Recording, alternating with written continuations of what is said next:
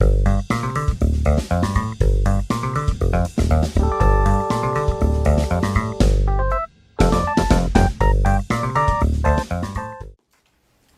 o capitalista o que faz?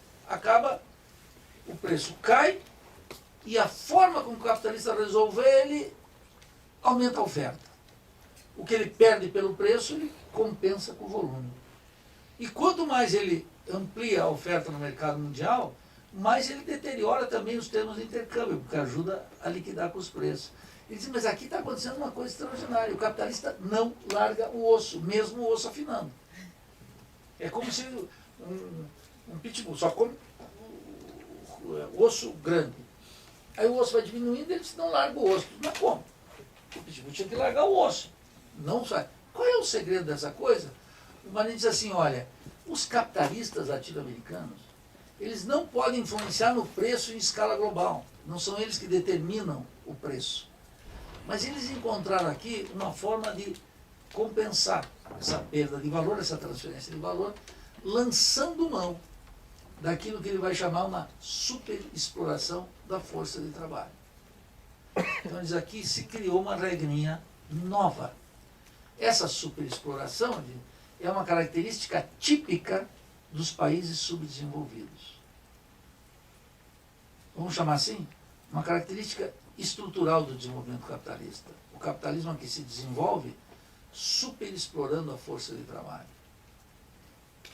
E ele diz, essa superexploração se manifesta pelo fato de que o valor do trabalho, quer dizer, a força de trabalho, é remunerada abaixo do seu valor.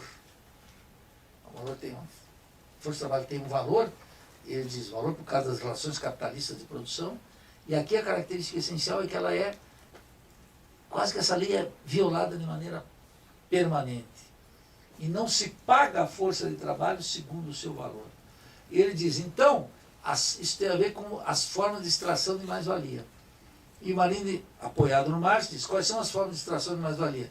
No Marx, basicamente, as duas. Uma mais-valia absoluta e uma mais-valia relativa. A mais-valia absoluta diz respeito à extensão da jornada de trabalho. Que o Marx diz categoricamente, toda extração de mais-valia repousa sobre a mais-valia absoluta. Depende, em primeira condição, a mais-valia absoluta. Por quê? Porque depende da duração da jornada de trabalho. 8 horas, 10 horas, 5 horas, 14 horas, etc. Então, a primeira modalidade de extração de mais-valia é a extensão da jornada de trabalho. Isso Marx chama mais-valia absoluta. E ele diz, existe uma outra modalidade, que diz respeito, obviamente, com o trabalho produtivo, com a inovação científico-técnica, com as condições técnicas de produção que vão com a introdução de máquinas, que ele diz, bom, aí tem uma segunda modalidade, que é a mais-valia relativa, usar de maneira mais intensa essa força de trabalho. Tem a ver com a intensidade do uso da força de trabalho. Imagine, por exemplo, um trabalhador que vai fazendo uma tarefa ele próprio. Ele vai botando esse livro toda hora aqui. Agora imagine um trabalhador que tem que fazer isso orientado por uma máquina, e por um engenheiro, e por um técnico de produção, que faz com que esse movimento espontâneo dele já tenha que ser decorrência de um movimento autônomo de uma máquina que torna a força de trabalho dele mais intensa. Ele vai ter que fazer mais vezes esse movimento. Um movimento qualquer, uma linha de produção qualquer. Esse uso mais intenso da força de trabalho permite, no mesmo tempo, uma produção de uma quantidade maior de mercadorias. Essa mercadoria vai conter, naturalmente, uma quantidade menor de trabalho. Veja, se produz, isso é sempre muito importante dizer, se produz a mesma quantidade de valor, 6 horas de valor. Mas num caso, um capitalista que usa mais intensamente, tem uma composição orgânica distinta, vai produzir a mesma quantidade de valor, 6 horas, porém o dobro de mercadorias. O valor individual desse segundo capitalista, das mercadorias individuais, é a metade do tempo do primeiro. E essa mercadoria, então, tende a se expressar na forma de preços como uma mercadoria mais barata. Ou, aí tem toda uma discussão do tomo 2, que é o custos de produção em Marx, etc. E ensejou aquele famoso debate que, para os inimigos marxistas, é um problema, que é a transformação dos valores em preço, o famoso debate sobre a transformação do valor em preço, que demandaria que a gente ficar aqui mais 3 semanas só discutindo isso, e todos os marxistas, quais são as soluções distintas de Marx, dos inimigos de Marx, etc. Então, Marinho diz, bom, aqui, agora, essas duas modalidades, na periferia capitalista, ocorre uma coisa fundamental. Qual é? Ela está tirando foto, será que essa... tem que ficar mais bonito nessa foto aí. Qual é o tema? Ele diz assim, aqui vai ocorrer uma coisa muito importante. Olha, isso aqui é genial para tirar a crítica da miséria, Tiago, a crítica da miséria do moralismo. E tu vê a miséria na América Latina, é gritante. É uma coisa absurda, no Brasil, absurda. Então, diz, bom, além da indignação cristã, humanista, do que vocês quiserem, para a existência do pobre, tem que encontrar uma explicação científica.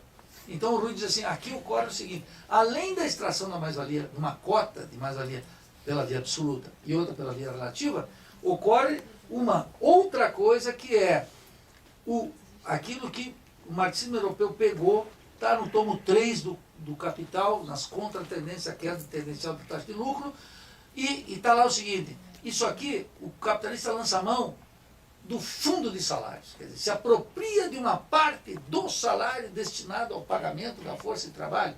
E essas 3 modalidades combinadas, aparece a força de trabalho sendo remunerada abaixo do seu valor. Quer ver como é que eu fui comprovar isso? O Diese tinha um livrinho que publicava as greves, etc. e tal. E na década de 80, durante vários anos, quase 20% das greves no Brasil ocorriam, sabe por quê? É um negócio. O Diese teve uma regressão, hein? Meus amigos do Diese lá, não publica mais isso. Esse é um livrinho assim. Desculpa. Um livrinho assim. Vinha as greves, todos os anos. Quantos trabalhadores, qual a fábrica, como é que começou, como é que terminou, o que ganharam, o que não ganharam. Era genial. Essa publicação não existe mais. Mas era uma publicação muito boa, porque a gente chegava ali e via o seguinte, quase 20% das greves no Brasil não eram por aumento da diminuição da jornada de trabalho, aumento de produtividade, salário. Sabe o que eram? É que no dia de pagamento de salário, não se pagava o salário. E qual era o atraso médio? 18 dias. O mês não era de 30, era de 48. O que significa isso? Durante esses dias o capitalista está lançando mão do fundo de salário. Tinha que pagar o salário, não paga. Quase 20% das greves para salário atrasado, que é não pagamento de salário. Salário atrasado, que nem o Sartori lá no Rio Grande do Sul. Estamos parcelando o salário. Parcelando? Não, estou confiscando. O orvelenismo aí, reforma da Previdência. Reforma não, supressão. Então, quer dizer, isso é muito comum. Eu estou registrando isso porque muita gente ignorou essa parte. Mas quando tu vai, inclusive no empirismo imediato, tu constata ali que é um fenômeno muito expressivo para que seja ignorado. Então o Rui disse, olha, aqui, isso o capitalista consegue. Agora podemos explicar, em parte, por que o capitalista, mesmo tendo uma queda nos preços, ele pode compensar aqui dentro, lançando mão de uma superexploração da força de trabalho. Vincula um fenômeno com o outro. Aí tem um conjunto de outras questões mais sofisticadas que a gente tem que discutir, mas eu estou dando uma linha de interpretação para que todo mundo aqui possa buscar, fazer sua própria leitura, discutir, etc. Depois me xingar no Facebook se achar que a minha interpretação está equivocada. E eu, naturalmente, vou deletar quem fizer isso. Então, Maria disse, olha aqui essa superexploração. Agora veja, olha só, olha que beleza isso aqui. É um negócio... Nós, os profetas modernos, que tínhamos lido a Bíblia do Rui Mauro, estávamos preparados para enfrentar o petismo com uma tranquilidade absoluta. Por quê? Porque o Rui disse, olha, esse regime de superexploração aqui produz uma coisa muito importante. Produz o que ele chama de 2 esferas de consumo. Aquilo que o Celso Furtado chama de um regime de concentração de renda. A renda está concentrada, tem uma esfera de alto consumo, que é o consumo conspícuo, suntuário, tudo que vocês quiserem, né? O luxo das classes dominantes, que compram um BMW de uma semana, compra um Mercedes na outra, viaja de iate, compra um avião teco-teco e compra um jatinho. Teco-teco está lá em Joaçaba ainda, na década de 60. Faz isso, é um consumo extraordinário e uma grande massa que consome muito pouco, que não consome ou entra no consumo muito pouco daquilo que ela própria produz. Pensa, por exemplo, na indústria automobilística, motor do capitalismo, etc. E tal. Então, o que acontece? Isso aqui vai criar duas esferas de consumo, uma esfera alta, de alto consumo, e uma esfera baixa. Olha só isso, gente. Liquidou a ideia de um mercado interno de massas. Não pode existir. Por força da dependência, da transferência de valor, da superexploração, essa massa não tem como entrar no consumo. Está sob o tacão de ferro, falar Jack London, da superexploração. Ele disse, isso aqui coloca um problema sério. Primeiro, nos pode consolidar um mercado de massas, a grande classe operária está fora do consumo do que é produzido aqui, e isso garante para a burguesia algo fundamental. Garante aquela perda que ela tem no mercado mundial, compensa aquela transferência de valor. E ela zela, então, por essa dependência de maneira absoluta. E essa burguesia não vai romper jamais com o esquema da dependência. Ela não vai fazer como as classes dominantes fizeram na Europa, que contaram, a burguesia contou com apoio de camponeses e trabalhadores urbanos, etc. e tal, para romper com o feudalismo. Uma aliança que não era uma aliança fácil, nem teve uma aliança progressiva, etc. Uma burguesia progressista, como eu já discuti aqui ontem. Mas o que acontece? Essa burguesia estava interessada na transformação da ordem feudal. E ela era, como Marx disse, uma burguesia revolucionária, porque ia romper com o feudalismo. Para isso, ela precisava contar com o apoio de camponeses, de trabalhadores, etc. E é aquilo que eu estava discutindo, não veio aqui a Lana, eu acho que eu estava conversando ontem, quando ela disse, os burgueses disseram lá no século XIX, olha, outro mundo é possível, mais ou menos como o Fórum Social de Porto Alegre. E fizeram as revoluções burguesas, etc. Depois a classe operária, os camponeses chegaram e escuta, mas se falar que outro mundo era possível, e os burgueses disseram, mas claro que era possível, o feudalismo acabou, agora veio o capitalismo. Mas e nós? Ele falou, não, eu falei que era possível, não disse que ia ser melhor.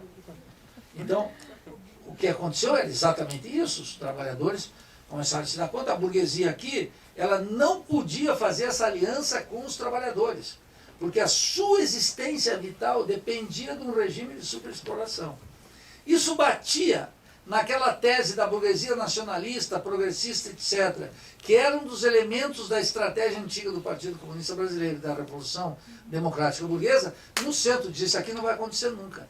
Essa burguesia, no limite, não vai romper jamais com isso, porque ela, sua própria constituição, a sua existência, demanda a superexploração. Mais do que isso, está assentada, o brilho que ela tem, o encanto que ela tem, depende desse regime de superexploração e das amplas massas miseráveis que estão por aí. Então, todos os direitos, consequência, também era uma crítica ao trabalhismo, todas as consequências, todas as exigências de uma política de regulação da força de trabalho, com carteira assinada, regime previdenciário, etc. e tal, também estão limitados pelo próprio desenvolvimento capitalista. Ou seja, um welfare state é impossível. É possível uma política de conciliação de classe, tal como no nacional reformismo do João Goulart. Concede, dá coisa, a classe operária, para conceder, ela tem que ter um grande ativismo político, como tinha no trabalhismo, como tinha nos sindicatos dominados pelo Partido Comunista. Era um sindicalismo pré-64 que lutava intensamente, estava num pacto de classe, mas tinha um grande ativismo político. Veja o contraste com a atualidade que foi o governo petista. Era um pacto de classe sem ativismo sindical. Então a burguesia ficava muito, muito cômoda. Ela decidia tudo no palácio, tranquilo. E a política não era uma política que instituía direitos, era uma política que fazia política social. Não era instituição de direitos. Não teve um reforço da Seguridade Social. Teve, o Lula fez a primeira reforma, tirando o direito dos trabalhadores. Não tinham instituições.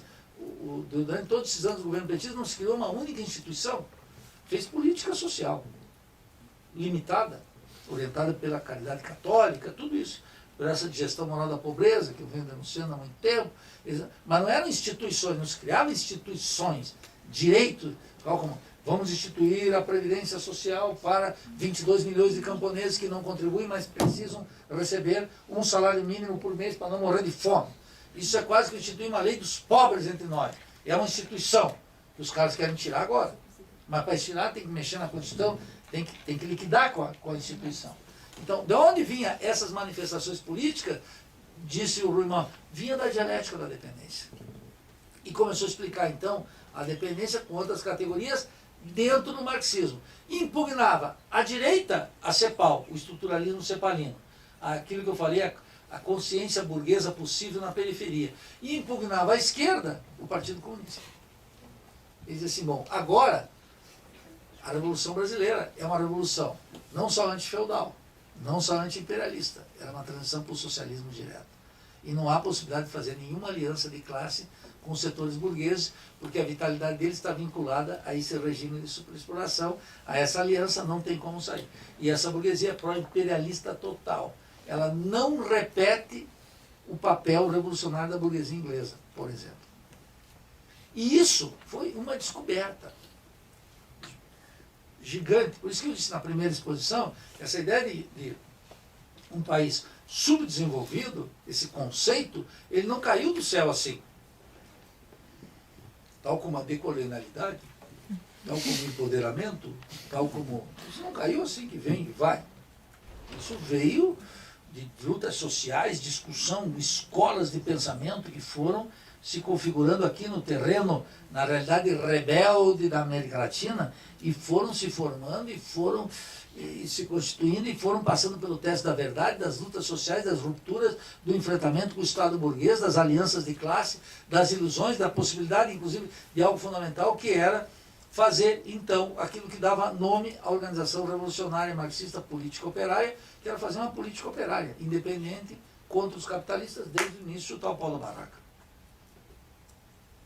Percebe? Quando se estabeleceu isso, bom, isso se estabeleceu, e o Marinho disse, bom, agora nós temos que fazer não a teoria da dependência, mas nós temos que fazer a teoria marxista da dependência. Explicar a dependência, que os cepalinos explicavam, em termos de estruturalismo, keynesianismo, com categorias de Marx, etc., a partir de Marx. É claro que eu puxei a sardinha para o lado do Rui Mauro Marinho, mas é claro que tem o marxismo nos Estados Unidos teve uma grande influência. Eu diria que todo o marxismo latino-americano teve duas influências nesse terreno. A de André Gunder Frank, da heresia dele, e da escola de Paul Baran e Paul Suíço, que desde os anos 50 traduziam Marx, etc. Esse marxismo, que é muito vital, Capital Monopolista, Teoria do Desenvolvimento Capitalista, todos esses livros do Paul Baran continuam sendo absolutamente indispensáveis. Tem o marxismo gringo, eu quero dizer para vocês assim, com saudades do meu tempo de graduação, líamos um livro que é muito bom, que sumiu, ele é caro agora até na estande virtual, que é o Trabalho e Capital Monopolista do Art Braverman. Um livro extraordinário, que é a degradação do trabalho no século XX. E eu não sei por que razão esse livro passou. Eu sei por quê. Porque não tem mais interesse. Mas é um livro de uma interpretação marxista sobre a questão do trabalho, da exploração, extraordinário, todo mundo tem que ler. Parem de fazer o que vocês estão lendo Boaventura e o Pierre Bourdieu, etc. E vão ler o Braverman. Já comecem hoje à noite. Não é um livrinho que se lê assim, pegando ônibus. Não dá. Nem metrô. Tem que parar e trabalhar duro ali. Eu quero dizer que essa influência foi muito importante e tem um conjunto de outras influências que eu omiti aqui por uma razão óbvia. Faltam 4 minutos para eu me submeter a essa disciplina uspiana na Faculdade de Direito, sob ameaças e assédio de todo tipo, chantagens típicas dos advogados, que violam as leis, que é a função dos advogados é violar a legislação, como os capitalistas, estão aí para isso mesmo. Então qual é o assunto? É o seguinte, aqui eu emiti um conjunto de... Mas eu tentei passar para vocês a diferença entre o enfoque de interpretação cepalina, suas ilusões, suas premissas, e a crítica de extração marxista a esse núcleo racional que era importante da teorização do estruturalismo cepalino.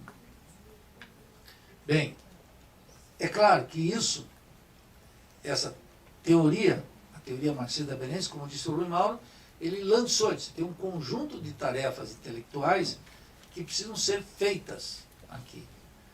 Na exposição da manhã e depois da manhã, eu vou colocar onde é que está, a meu juízo, a fronteira de pesquisa a partir da teoria marxista da dependência, a partir da dialética da dependência. São grupos que estão trabalhando no Brasil, estão trabalhando em toda a América Latina, e queria dizer, aconteceu um fenômeno extraordinário, né? Porque o Dialética da Dependência, esse livro publicado pela Vozes, eu insistia com o Rui Mauro, quando trabalhei com ele lá no Rio de Janeiro, dizia, Rui, tem que publicar o Dialética. E ele dizia, não tem que publicar. Eu dizia, mas tem que publicar Dialética, tu não tem um livro publicado em português? Nenhum. E ele já de volta aqui, trabalhando lá no governo Brizola. Aliás, diga-se de passagem, perguntar, o Rui, o governo Brizola, ele dizia, o Brizola tem uma coisa importante. Ele dizia, o Brizola coloca pimenta na política. E era verdade. Era verdade. O Brizola colocava pimenta. Agora é uma coisa insonsa. O regime petucano não tem sabor. Nem pimenta, nem alho, nem cebola, não tem nada. Mas eu quero dizer o seguinte, eu insistia, aí comecei a insistir com o filho dele para publicar a Dialética da Dependência. E finalmente, depois disso, por uma iniciativa do Emil Sader, junto com o Felipe, filho do Rui, eles publicaram pela Voz Dialética da Dependência, que foi muito tempo depois, já é uma obra publicada aqui, póstuma, né? Porque o Rui morreu antes. E depois nós publicamos lá no Instituto Subdesenvolvimento e Revolução, que é a aplicação. Quero chamar a atenção desse livro. Subdesenvolvimento e Revolução é muito importante, queria dizer em que sentido? Porque é a aplicação das teses da dialética da dependência na conjuntura concreta nacional. Então, o que eu quero dizer é o seguinte, quando nós formos capazes de produzir para o ambiente que nós estamos, pela conjuntura que nós estamos metidos, um capítulo como Dialética do Desenvolvimento Capitalista no Brasil, que está contido no Subdesenvolvimento e Revolução, eu quero dizer que novamente o marxismo estará orientando a praxis política nossa. Enquanto não conseguimos chegar naquele nível, ou nessa crítica que o Guerreiro fez, nós estamos ainda pré-anos 60. E quando eu olho os documentos dos partidos de esquerda no Brasil, eu digo, não chegamos nesse nível. Nem no PSTU, nem no PCB, nem no PSOL, nem nos partidos de esquerda, não chegamos nesse nível ainda. Há narrativas, denúncias, etc., mas uma interpretação montada em Marx, com rigor das categorias que impedem malabarismo político de todo tipo, nós não chegamos. Eu coloco sempre como horizonte esse livro do Guerreiro e, sobretudo, o capítulo sobre dialética do desenvolvimento capitalista no Brasil, do Rui Mauro, em Subdesenvolvimento e Revolução, que preconizam claramente, como aqui o Guerreiro dizia, olha aqui, ou nós avançamos, ou vem o golpe. Não tem outra. Nós estamos publicando lá agora, vai sair em 2 meses, sai, talvez nas Jornadas Bolivarianas seja publicado, o livro do Teotônio dos Santos chama Socialismo ou Fascismo, o Novo Dilema Latino-Americano. Olha, é um livro dos anos 60, hein? Socialismo ou Fascismo, o Novo Dilema Latino-Americano. Ele publica esse livro já com as ditaduras em curso aqui, e várias das teses dele, como ele mesmo diz, lamentavelmente se confirmam de maneira cabal. Quer dizer, aí tem todo esse debate sobre ou a opção socialista ou fascismo, ou socialismo ou barbárie, tal como Rosa Luxemburgo, não tem conversa. Não vai ter aqui uma modalidadezinha, uma social-democracia, um regimezinho democrático, não vai ter, isso está claro. Nós estamos nesse momento da situação política, amadurecendo as contradições. Por que ele não é tão aberto? Porque depende de uma coisa, o fascismo só se instaura muito claramente, por isso que eu não tenho nenhuma possibilidade de fascismo no Brasil. Só se instaura, o fascismo se instaura contra um inimigo concreto, que é a classe trabalhadora organizada com a ameaça do socialismo. Senão não se instaura. Se instaura uma lei antiterrorista, aumenta as cadeias, vem todas vem tudo em dose homeopática, sistematicamente, etc. Mas um regime fascista, talvez eu tenha que assistir esse vídeo na cadeia, mas enfim, pode ser que me reserve isso. Ou o carcereiro, ela diz, professor, tem um videozinho seu aqui. Dizendo que era impossível. Dizendo que era impossível. O que o senhor acha? A comida vai agora ou depois? Isso parece. Deixa eu denunciar uma história do Teotônio. O Teotônio era tão otimista, o Teotônio Santos tão otimista, ele faz parte desse esforço, que eles estavam lá no Chile, e com isso eu interrompo aqui, nós vamos tomar um café. Ele era tão otimista sobre as possibilidades do socialismo chileno, que ele comprou uma super casa um mês antes do golpe de Estado. E o pessoal sempre que encontra, diz, o Teotônio está ruim. Não, veja que as coisas estão se movendo. Mas está lá nos Estados Unidos, está ruim. Não, mas tem o Bernie Sanders, uma coisa interessante, está vindo. Isso é um otimista completo. E eu sempre coloco contra ele assim, você comprou aquela mansão. Depois, e a ditadura usou aquela casa dele como centro de tortura, inclusive. E só depois, muitas décadas depois, ele conseguiu recuperar a casa, uma indenização, etc. Mas o que eu quero dizer com isso, gente? Então veja que o desafio de uma teoria marxista de dependência, ela deu conta, o que eu quero dizer? Ela deu conta de uma herança. Agora nós temos que pensar esse TMD como um projeto de pesquisa dentro das grandes transformações que o capitalismo produziu na América Latina. Novos e velhos fenômenos. O que não dá mais para se iludir é com essas bobagens, que tem uma burguesia progressista que pode fazer parte de um bloco de poder para transformar, que podemos criar um mercado interno de massa sob condição de dependência, que a agricultura, isso tudo está, são fatura liquidada já desde 1968. Eu volto para falar, depois do café, de 2 ou 3 coisas para a gente fazer o debate. Bueno. Então, enquanto mais meia horinha aqui, e aí bueno. Me parece adequado isso de, em espanhol o pessoal diz, né, hacia uma teoria marxista da dependência, me parece mais adequado isso, né, para uma teoria, para uma criminologia da dependência. Bom, nós tínhamos concluído a exposição mostrando então as consequências políticas dessa crítica teórica dos marxistas ao projeto do estruturalismo cepalino. É claro que na esteira daquilo começou a ocorrer um grande debate e surgiram outros temas que me parece importante tocar aqui. Um deles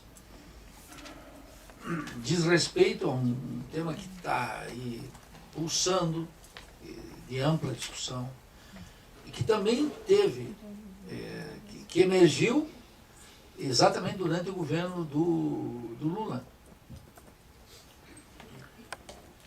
Quando eu disse que nós tínhamos lido Marina, estávamos protegidos da ilusão petista, eu quero situar muito bem esse fenômeno aqui para não deixar nenhuma característica panfletária. Nenhuma. Onde é que vinham as nossas reservas? E é muito ilustrativo para ver a função da teoria na luta política.